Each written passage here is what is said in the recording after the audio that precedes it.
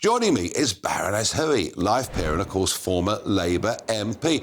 Kate, I know it's the job of the House of Lords to scrutinise legislation, but the one thing that strikes me is we have a government with a big majority that wants to carry out what is very clearly the majority view of the people in this country.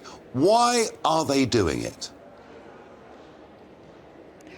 I think overall they're doing it because they want to delay the whole thing as much as possible. They want to make sure that they have followed every sort of dot and comma of legal ways of trying to make it more difficult, even if it goes through and is an act, that it will be difficult to send people back because there will still be legal opinions. So a lot of the amendments have been about that, about more, being able to actually scrutinise more before individuals can be sent back, to make sure that they don't have individual circumstances, all this kind of thing. But the reality is, in the end, the House of Lords, it wasn't in the manifesto. So the Parliament Act is very difficult to use, and therefore, the House of Lords will give in. But of course, they've now managed with 7 amendments today to make sure that it won't happen until after Easter. So that delays almost by a month the whole situation. Yeah, I mean, we have this battle between the Commons and the Lords, but I'm struck, Kate, that ever since the creation of the Supreme Court, that increasingly the real battle now is between people we elect, governments that form, and a judiciary who now seem to almost delight in overturning what government and Parliament says.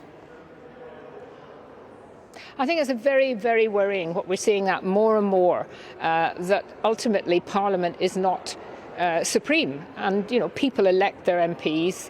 They don't elect us in the Lords, but they expect us to scrutinise and then revise and perhaps sometimes get the House of Commons to change its views. But they don't expect they don't elect their judges, they don't elect their courts. And we are now in a situation where so many of the more controversial issues that governments want to be radical about get overturned by the courts. And I think we are going to have to face up to that is not acceptable. And I don't speak as a lawyer. The reality, of course, in the Lords, it's full of lawyers, and they love anything that can be extending things by using the legal process. But it is really genuinely worrying. What is the point, people will say, of actually going out and voting if at the end of the day what is in the manifesto, perhaps, and what we voted for, what MPs then want to put through, can't happen. No, absolutely. Well, as I say, I believe Tony Blair laid the groundwork for this, and it's going to be a big debate in the years to come. Now, one of the darlings of the European Union, the Taoiseach, the Irish Prime Minister, Leo Varadkar, they love him in Brussels.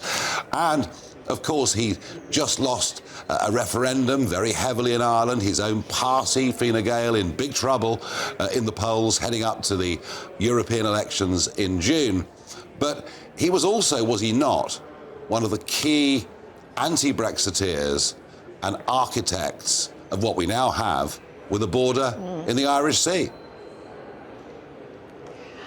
I think, Nigel, you will see from my expression that I'm not in the slightest bit upset that the Taoiseach has decided to resign as party leader and as Taoiseach. It's been a number of people on Twitter, including Lord Dodds, have said, he is responsible more than anyone else probably on the island of Ireland for actually bringing about the protocol and for really starting a wedge between Northern Ireland and the rest of the United Kingdom. I'm sure he's got a nice job lined up somewhere at the European Commission. But his party is going to be, they're already in a big mess because, as you know, there's a lot of issues there now about immigration, which, of course, Varadkar was very keen to see open borders almost. That is now proving to be a big, big issue. We saw the referendum, he lost that. And I think they're going to find it very difficult to hold off having a general election, which has to come sometime in the next year. Yeah. So we could end up with both the United Kingdom and Ireland having a general elections more or less about the same time. But I'm pleased he's gone. Absolutely. Well, Kate, a beaming Baroness Hoey. Thank you very much indeed.